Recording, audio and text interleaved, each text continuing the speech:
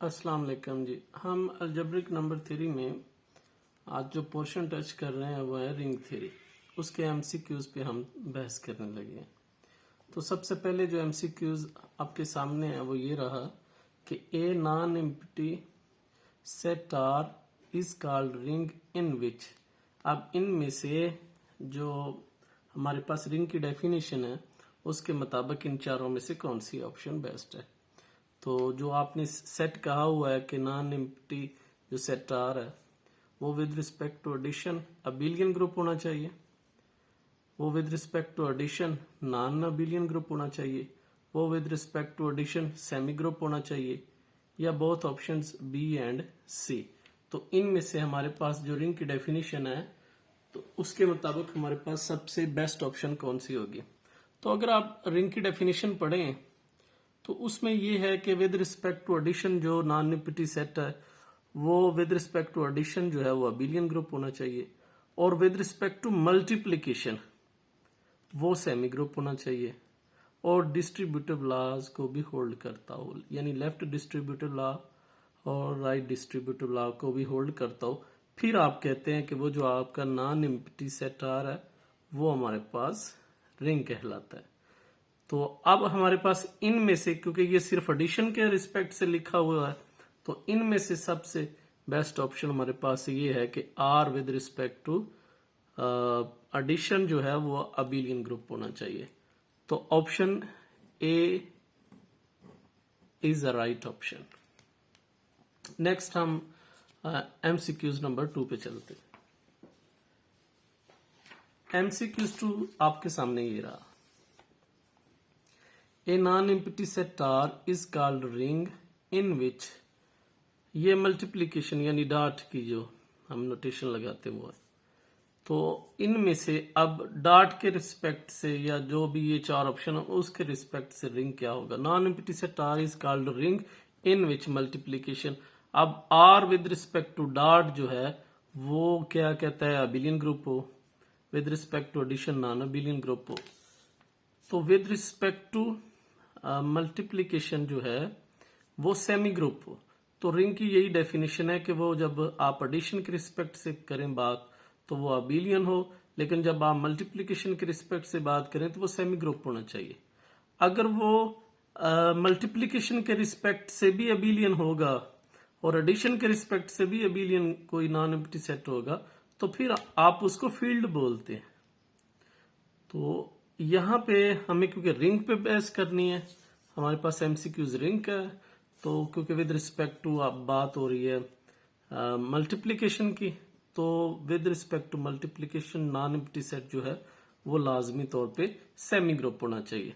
तो हमारे पास जो बेस्ट ऑप्शन है वो ऑप्शन नंबर सी है। उसके बाद हमारे पास एमसीक्यूज नंबर 3 आ गया। In non empty set R left and right distributive laws, और तीसरी हमारे पास इसकी क्या डेफिनेशन होती है कि लेफ्ट और राइट डिस्ट्रीब्यूटिव लॉज होल्ड करें। अगर वो हमारे पास होल्ड कर रहे हैं और अब उसने दो सेट दिए हैं कि जी में और आर में, इन जी देन आर, ये नॉन एम्प्टी सेट आर फिर कहलाएगा। अगर लेफ्ट और राइट डिस्ट्रीब्यूटिव लॉज होल्ड कर रहे हो तो जाहिर है, अगर लेफ्ट और राइट डिस्ट्रीब्यूटिव लॉज होल्ड कर रहे हैं जी में, और जी जो है अब विद रिस्पेक्ट टू जो एडिशन है वो हमारे पास एक अबिलियन ग्रुप है, और विद रिस्पेक्ट टू मल्टीप्लिकेशन वो हमारे पास एक सेमी ग्रुप भी है। तो अब उसमें राइट और लेफ्ट डिस्ट्रीब्यूटिव लॉज होल्ड भी कर रहे हैं, तो जाहिर है फिर ये फुलफिल डेफिनेशन किसकी होगी है, रिंग की डेफिनेशन होगी है कि ये सारी कंडीशंस को फुलफिल कर रही है। तो ये हमारे पास इसका राइट ऑप्शन है। तो अब आ जाएं आप एमसीक्यूज नंबर 4 पे। The set G of integers under usual addition and multiplication is group, ring, field या इनमें से कोई भी नहीं। तो अब ये ऑर्डिनरी मल्टीप्लिकेशन और एडिशन के रिस्पेक्ट से बात की जा रही है कि इनमें से फिर हमारे पास क्या होगा। तो सेट जी जो है of integers under usual addition and multiplication, वो हमने अभी बात की है कि जो z जो है वो हमारे पास क्या होता है, एक रिंग होता है। तो इसलिए वही बात को अब इकट्ठा रिपीट किया गया कि under usual addition and multiplication वो हमारे पास एक रिंग होगी। अब MCQs number 5, a ring R. अब आपको पता है कि ये प्लस और जो डॉट है यानी मल्टीप्लिकेशन है, दोनों को इकट्ठा क्यों लिखा गया है? तो रिंग की यही डेफिनेशन है कि वो विद रिस्पेक्ट टू एडिशन जो है, अगर एडिशन की बात करें, विद रिस्पेक्ट टू एडिशन वो अबिलियन ग्रुप होना चाहिए और विद रिस्पेक्ट टू मल्टीप्लिकेशन वो एक सेमी ग्रुप होना चाहिए। तो इस तरह से हम दोनों को इकट्ठा लिखते हैं। Is said to be commutative if for all a b belong to R. आपके दो मेंबर्स लिए गए हैं ए बी रिंग आर में से, वो कहता है कि हम उनको कॉम्यूटेटिव कब कहेंगे। अब कॉम्यूटेटिव की बिल्कुल सिंपल डेफिनेशन है कि ए डॉट बी जो है वो बी डॉट ए के इक्वल हो। तो ज़रा बाकी सारी वो चीजें नहीं है, तो इसलिए हमारे पास जो राइट ऑप्शन है वो आ जाएगा A dot B is equal to B dot A. अब हमारे पास आ गया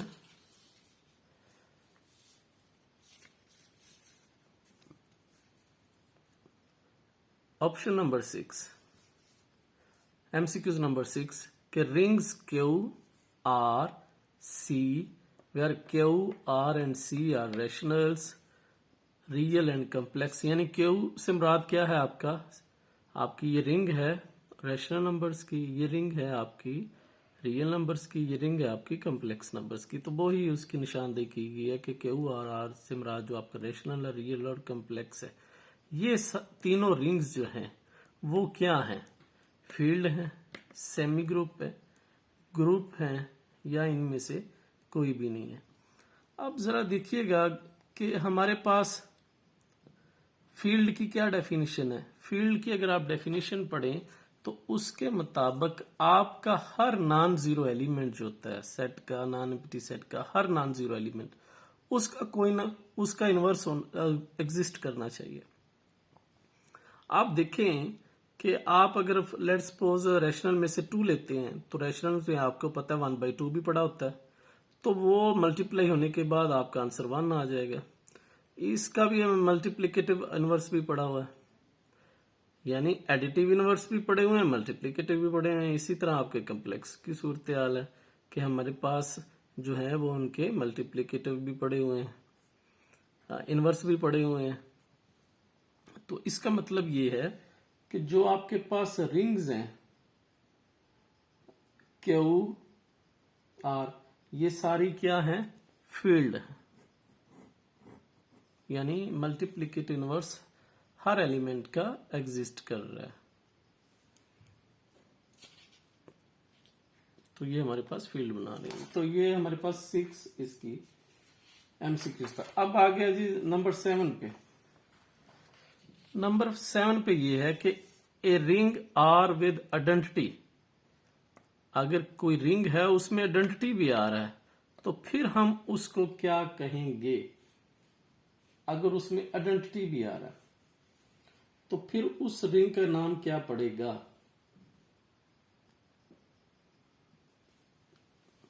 तो याद रखिएगा कि आपकी जो डेफिनेशन है डिवीजन रिंग की, उसमें ये है कि आइडेंटिटी भी आना चाहिए और हर एलिमेंट का इनवर्स भी एग्जिस्ट करना चाहिए रिंग में से। तो फिर ऐसे जो होगी हमारे पास रिंग, उसको आप डिवीजन रिंग कहेंगे।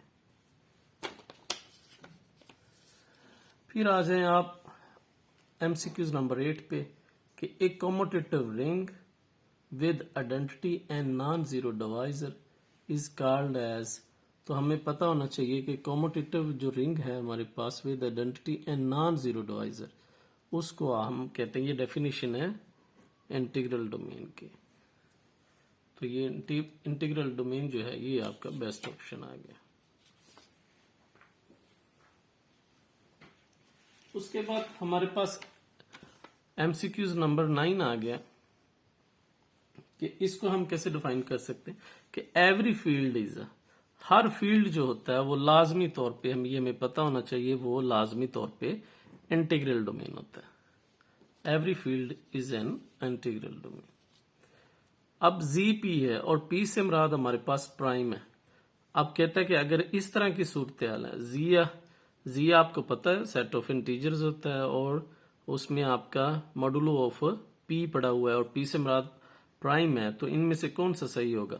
कॉन्जुगेट ग्रुप है, डिवाइजर है, इंटीग्रल डोमेन है, तो जाहिर है ये हमारे पास क्या होता है? Integral domain. जब भी सेट ऑफ इंटीजर्स जो है वो मॉडुलो ऑफ पी हो यानी प्राइम हो, तो आप फौरन समझ जाएं ये फिर हमारे पास किसकी डेफिनेशन आ रही है? इंटीग्रल डोमेन की। वो लाजमी तौर पे इंटीग्रल डोमेन होगा। यानी आप Z2 लगा लें, Z3 लगा लें, Z5 लगा लें, तो वो आपस में प्रॉपर्टी सेटिस्फाई करेंगी इंटीग्रल डोमेन की। उसके बाद हमारे पास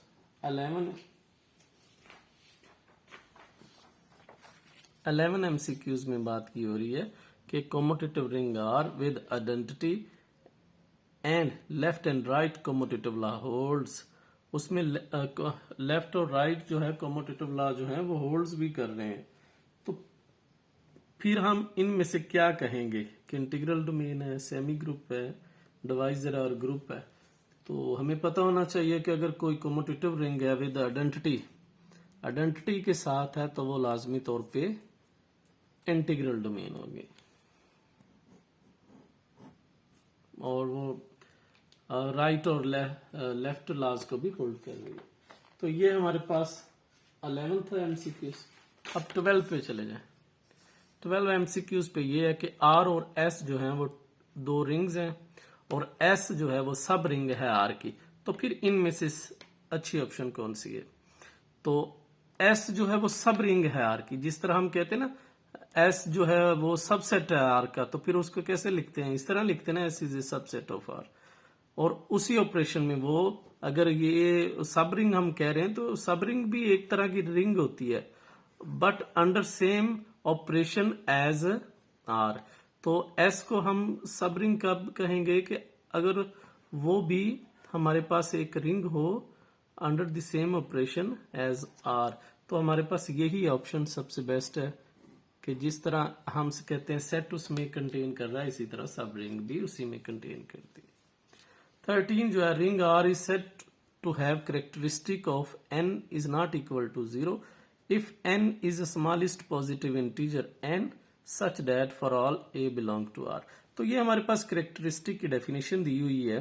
कहता है कैरेक्टरिस्टिक से मुराद ये होता है, इनमें से कौन सा ऑप्शन है कि आप एक मेंबर उठाते हैं अपनी रिंग में से और आप जब उस रिंग से उस मेंबर को मल्टीप्लाई करते हैं तो वो आपका आंसर क्या आना चाहिए? इसको दोबारा से फिर नोट कर लें कि क्या बात की जा रही है कि आपने अपने रिंग में से एक मेंबर को उठाया। मेंबर को उठाने के बाद हमने जब उससे मल्टीप्लाई किया रिंग को, एक हमने मेंबर उठाया, हमने एक ऐसा मेंबर लिया कि वो रिंग से मल्टीप्लाई होने के बाद उसके सारे का आंसर क्या आएगा कि हम उसको कैरेक्टरिस्टिक कहेंगे। तो याद रखिएगा, अगर मेंबर्स को n के साथ मल्टीप्लाई करें तो आंसर आपका 0 आ जाए तो हम कहते हैं कि ये हमारे पास कैरेक्टरिस्टिक है। दोबारा से फिर इस डेफिनेशन को देख लेते हैं कि ring R is said to have characteristic of n। हम कह रहे हैं कि n कैरेक्टरिस्टिक है इसकी है, यानी n से हमने इसको मल्टीप्लाई किया रिंग को तो वो सारी 0 होगी। If n is the smallest positive integer, और आपने उससे मल्टीप्लाई करना है जो स्मॉलेस्ट पॉजिटिव इंटीजर हो, such that for all a belong to r। अब a जो है मेंबर है वो रिंग का लिया गया है, तो रिंग के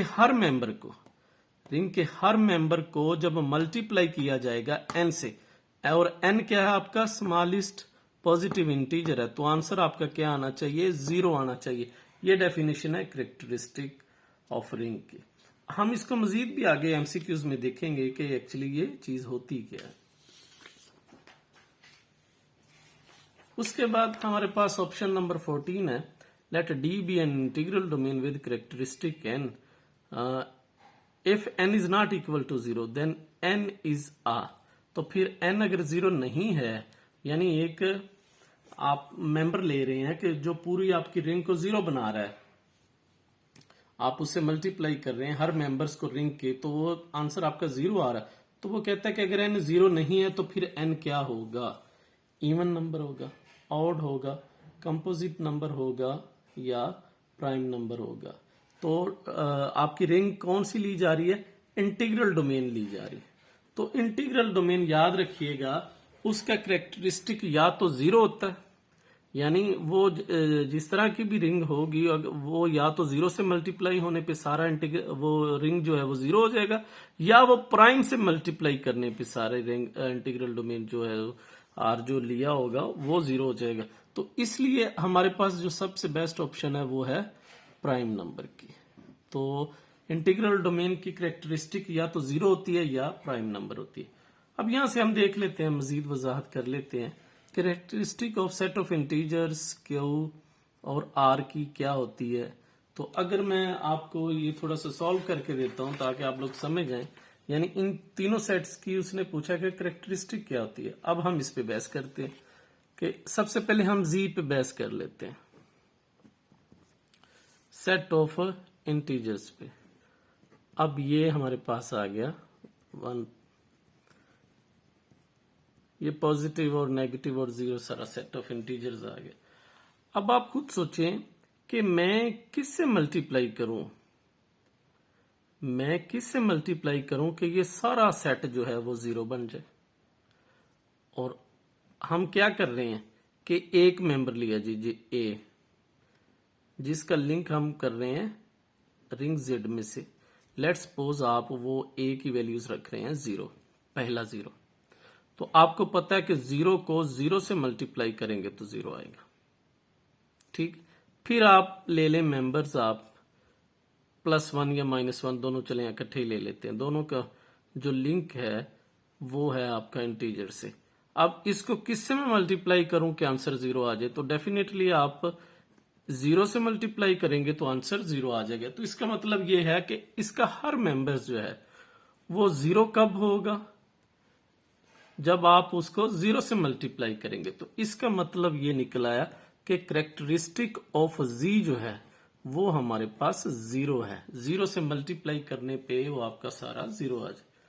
फिर उसके बाद आप देख सकते हैं कि अगर सेट ऑफ रैशनल नंबर्स की बात की जाए तो हमारे पास जो डेफिनेशन होती है वो ये होती है P over Q, and P and Q are belong to integers and Q is not equal to 0।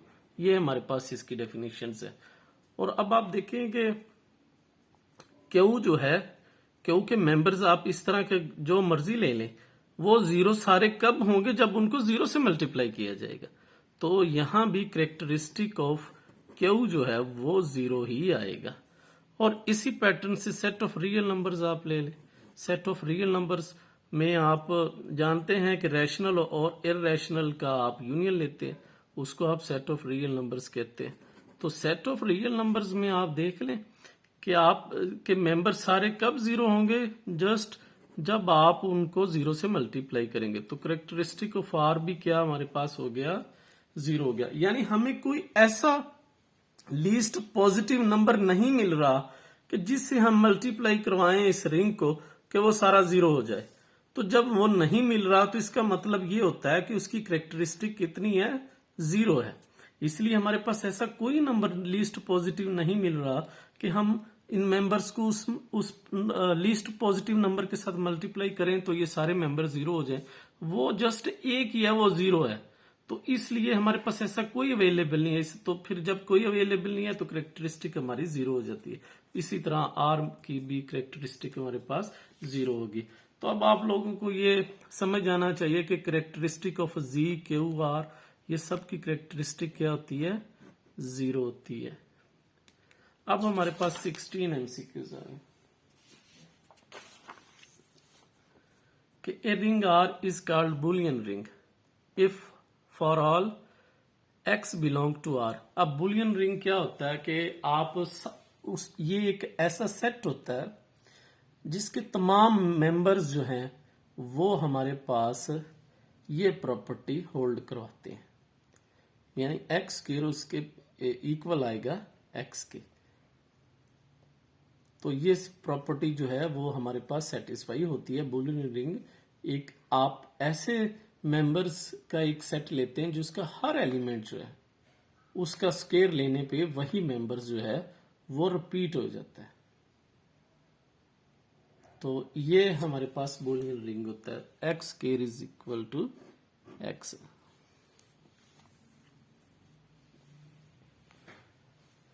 फिर हमारे पास आ गया कि कैरेक्टरिस्टिक ऑफ 3z क्या है। आप देखिए ना, z तो हमें पता है कि z क्या होता है, 0 plus minus 1 plus minus 2 and so on.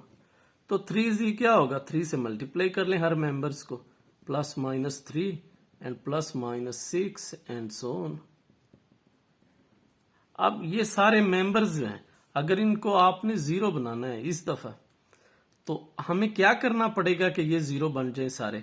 तो आप देखेंगे 3 को 0 बनाना हो या 6 को 0 बनाना हो, ये सारे तभी 0 बनेंगे कि इनको 0 के साथ मल्टीप्लाई किया जाए। तो इसका मतलब ये है कि कैरेक्टरिस्टिक ऑफ 3z, उसका भी आंसर क्या है, 0 आंसर।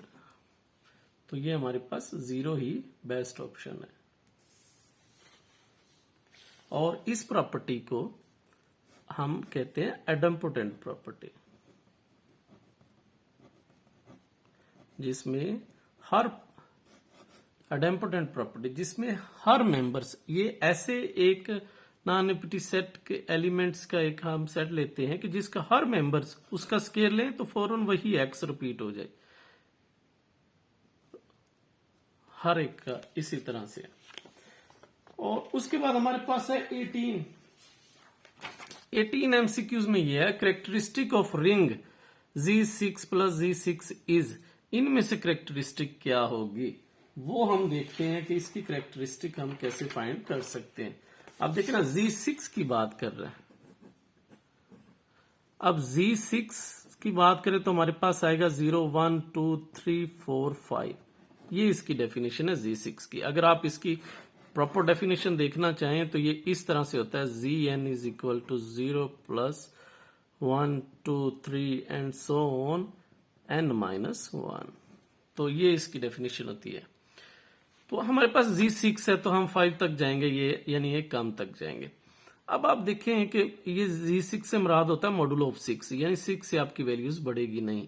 आप किसी को भी किसी के साथ मल्टीप्लाई कर लें तो आपकी फिर भी वैल्यूज इसी रेंज में ही आएगी। अब लेट्स सपोज आप Z6 है ना, आप 6 से सबको मल्टीप्लाई करें। एक तो ये है ना कि आप कहें कि 0 से मल्टीप्लाई करने पे ये सारे 0 हो जाते हैं, लेकिन हमें क्या ढूंढना होता है, लीस्ट पॉजिटिव नंबर ढूंढना। क्या ऐसा कोई पॉजिटिव नंबर भी है जिसे मल्टीप्लाई करने पे ये सारे 0 हो जाए।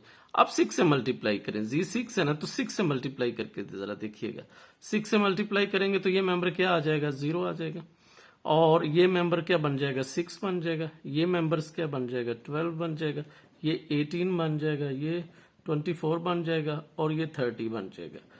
अब ये तो आ गया ना सिंपल मल्टीप्लीकेशन से, यानी ये एक्चुअली हमने क्या किया कि जस्ट उसके साथ हमने 6 के साथ मल्टीप्लाई कर दिया। लेकिन ये सारा काम किस पे करना है, मॉडुलो ऑफ 6 पे करना है, यानी ये मॉडुलो ऑफ 6 पे आपने काम करना है। तो 0 तो 0 रहेगा। अब 6 को 6 पे डिवाइड करें, मॉडुलो ऑफ 6 से मुराद है कि इससे डिवाइड करें। 6 को 6 से डिवाइड करेंगे तो रिमाइंडर आपका 0 आएगा। अब 6 को आप 12 को 6 से डिवाइड कर दें, फिर भी रिमाइंडर कितना आएगा, 0 आएगा। आप 6 को डिवाइड कर दें, 18 को डिवाइड कर दें 6 से, फिर भी रिमाइंडर 0 आएगा। इसी तरह 24 को 6 से डिवाइड करें, रिमाइंडर 0 आएगा। 30 को 6 पे डिवाइड करें तो रिमाइंडर आपका 0 आ जाएगा। यानी इस कहने का मतलब ये है कि ये 6 भी एक ऐसा एलिमेंट है Z6 में कि जब 6 से मल्टीप्लाई किया जाता है तो हर मेंबर्स का आंसर क्या आ रहा है, हमारे पास 0 आ रहा है। तो यहां से मुराद ये आ गया कि कैरेक्टरिस्टिक ऑफ Z6 जो है वो हमारे पास Z6 होगी।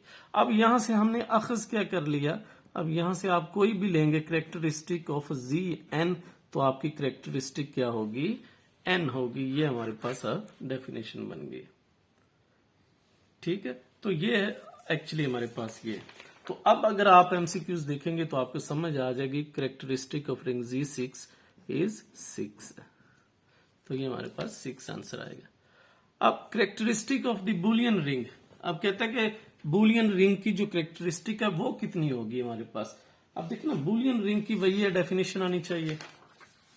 अब बुलियन रिंग को आप फौरन लिखें कि एक्स केयर एक्स हर मेंबर ये प्रॉपर्टी सेटिस्फाई करे।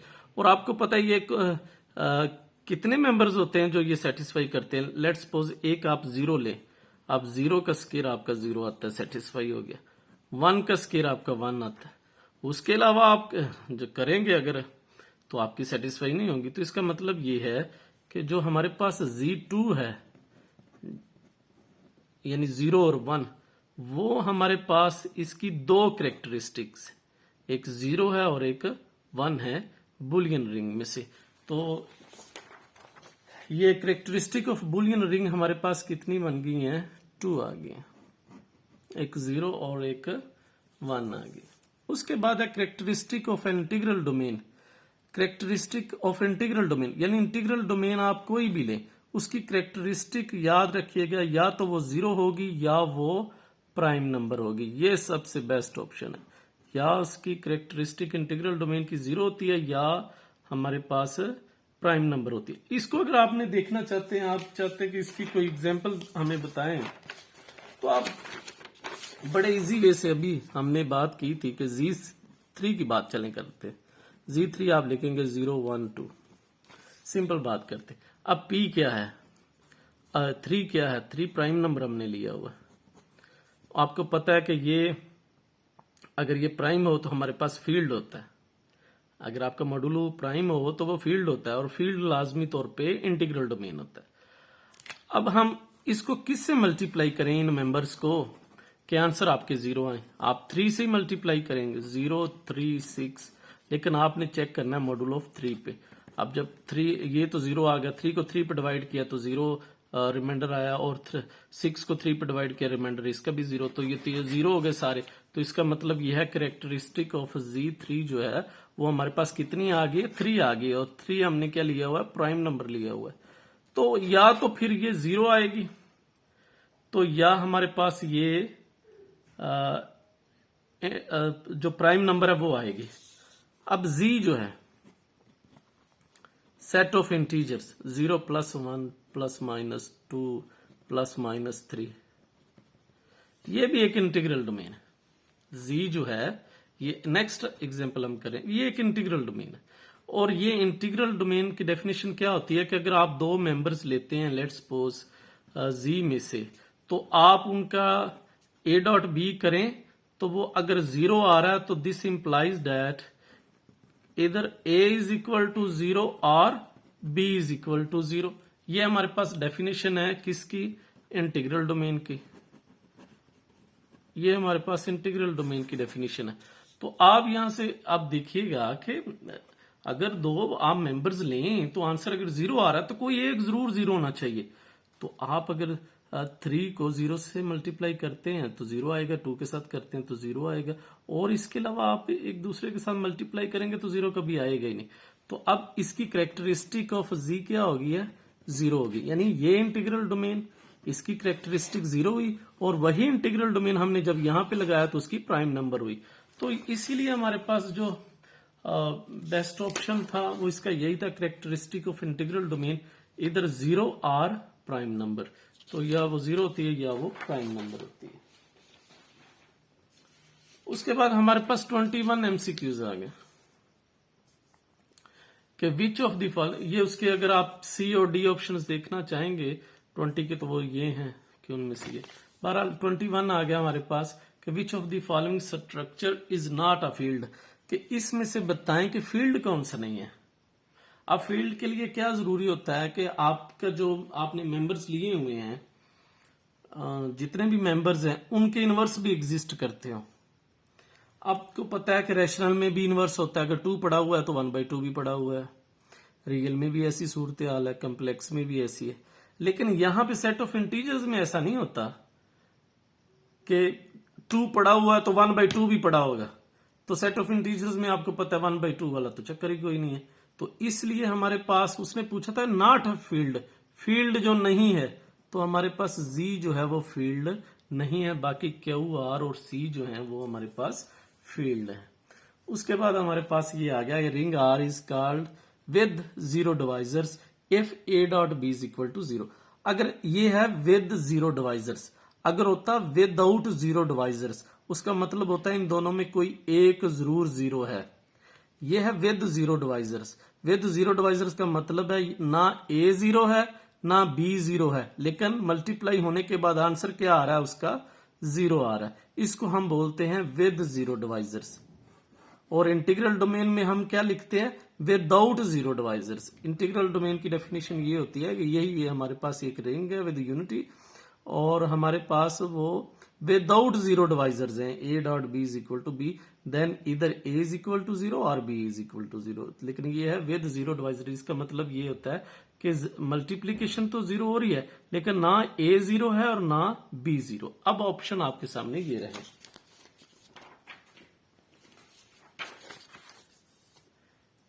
a is not, this implies a is not equal to zero, b is not equal to zero. तो वही मैंने आप लोगों से बात की है कि दोनों का प्रोडक्ट तो जीरो है लेकिन दोनों में से कोई मेंबर भी जीरो नहीं है। अब आ जाएं आप 23 पे कि विच of the following is not a ring. इनमें से रिंग कौन सी नहीं है। अब देखें ना रिंग की डेफिनेशन क्या है। अब रिंग की सबसे पहली डेफिनेशन ये है कि वो जो नॉन एम्प्टी सेट ले रहे हैं आप, वो with respect to addition abelian होना चाहिए। जब हम कहते हैं ना addition with respect to abelian होना चाहिए, विद रिस्पेक्ट टू एडिशन से मुराद है उसमें जीरो तो जरूर आएगा ना उस सेट में, क्योंकि आप कह रहे हैं वो अबिलियन हो विद रिस्पेक्ट टू एडिशन, तो जीरो जरूर आएगा। अब यहां पे जीरो है यहां पे भी जीरो है, यहां पे भी जीरो है, तो कौन सी ऐसी रिंग जो नहीं होगी जिसमें जीरो नहीं आ रहा। तो एन में जीरो नहीं आ रहा, तो हमारा सबसे बेस्ट ऑप्शन कौन सा है, ये है। उसने नॉट का पूछा ना, विच of the following is not a ring, तो सेट ऑफ नेचुरल नंबर्स जो है वो हमारे पास रिंग नहीं होती। बाकी सब में जीरो जीरो है वो रिंग होंगी, लेकिन ये इसमें तो जीरो ही नहीं आ रहा, ये रिंग नहीं होगी। उसके बाद हमारे पास 24 है एमसीक्यूज है कि in a ring which of the following is correct. एक रिंग है उसमें से कौन सा ये करेक्ट है। ए प्लस बी स्केयर, उसको उसने इस तरह से लिखा हुआ है। ए प्लस बी इंटू ए माइनस बी, उसको ऐसे लिखा हुआ है। और अब सी में लिखा है both A and B are correct, और डी में लिखा है both A and B are not correct. तो आपको पता है कि विद रिस्पेक्ट टू मल्टीप्लीकेशन, अब रिंग की बात कर रहे हैं, रिंग में क्या कहते हैं, विद रिस्पेक्ट टू एडिशन जो है वो अबिलियन हो। विद रिस्पेक्ट टू मल्टीप्लीकेशन जो है वो अबिलियन होना जरूरी नहीं होता। तो ये ए डॉट बी और बी डॉट, ये कब होना था, जब वो अबिलियन होता विद रिस्पेक्ट टू मल्टीप्लीकेशन भी अबिलियन होता। तो ये इसका मतलब है हमारे पास सही ऑप्शन है। इसी तरह ये भी हमारे पास सही ऑप्शन है, क्योंकि हमारे पास ऐसी डेफिनेशन रिंग की नहीं है कि वे विद रिस्पेक्ट टू मल्टीप्लीकेशन भी कॉम्यूटेटिव हो, ऐसी कोई सूरत हाल नहीं है हमारे पास। हाँ, अगर फील्ड की बात करता, अगर वो कहता विच of the field is correct, तो फील्ड में फिर हम लिखते 2ab और ये कैंसिल हो जाता तो a square minus b square. Field में ये हम बीच में से निकाल देंगे, यहाँ पे 2ab और यहाँ पे ये कैंसिल करके ये आ जाए। लेकिन क्योंकि रिंग है और रिंग में हमारे पास with respect to multiplication abelian होना जरूरी नहीं है, इसलिए हमारे पास both A and b options जो हैं वो दोनों ही करेक्ट हैं। हमारे पास आखिरी एमसीक्यूज आ गया, वो ये है कि विच of the following is not correct. इनमें से कौन सा जो करेक्ट नहीं है। Z is a subring of 2Z, 2Z is a subring of Z, Q is a subring of R और Z is a subring of Q। आप इसको ऑप्शन को देखने से पहले ये देखें कि जो 2Z है, जो 2Z है और Z है, इसमें जरा देखिएगा। Z जो है वो तो हमारे पास है ना 0 plus minus 1 plus minus 2 and so on, और 2Z हमारे पास है 0 plus minus 2 plus minus 4 and so on. अब यहाँ पे मिस क्या हो गया, Z में तो हमारे पास 1 भी आ रहा है, 3 भी आएगा, तो यहाँ पे तो 1 और 3 नहीं है, तो इसका मतलब है 2Z Z में कंटेन करता है, Z 2Z में कंटेन नहीं करता, ये उसमें कंटेन करता है। तो 2Z दिस इंप्लाइज दैट, इसका मतलब क्या, 2Z इज अ सब रिंग ऑफ Z। जो 2Z है वो सब रिंग है Z की, ना कि Z जो है वो 2Z की सब रिंग है। तो यहां से आप अखज कर लें कि ये लिखा ही गलत हुआ है कि Z इज ए सब रिंग ऑफ 2Z। क्या लिखना था, 2Z इज ए सब रिंग ऑफ Z। तो यही ही करेक्ट नहीं है। बाकी सारे करेक्ट हैं। 2Z सब रिंग है Z की। क्यू जो है वो कंटेन करता है आर में और Z कंटेन करता है क्यू में। ये बाकी सारे सही हैं। ये गलत था कि Z इज सब रिंग ऑफ 2Z। होपफुली आप लोगों को समझ आई होगी। लेक्चर आप लोगों को अच्छा लगा होगा। आप कमेंट में हमें जरूर बताइएगा। कोई मसला हो तो फिर आप हमें कमेंट करें, हम इंशाल्लाह उसका फिर आपको रिस्पांस देंगे। आज के लिए इतना ही। अल्लाह हाफिज।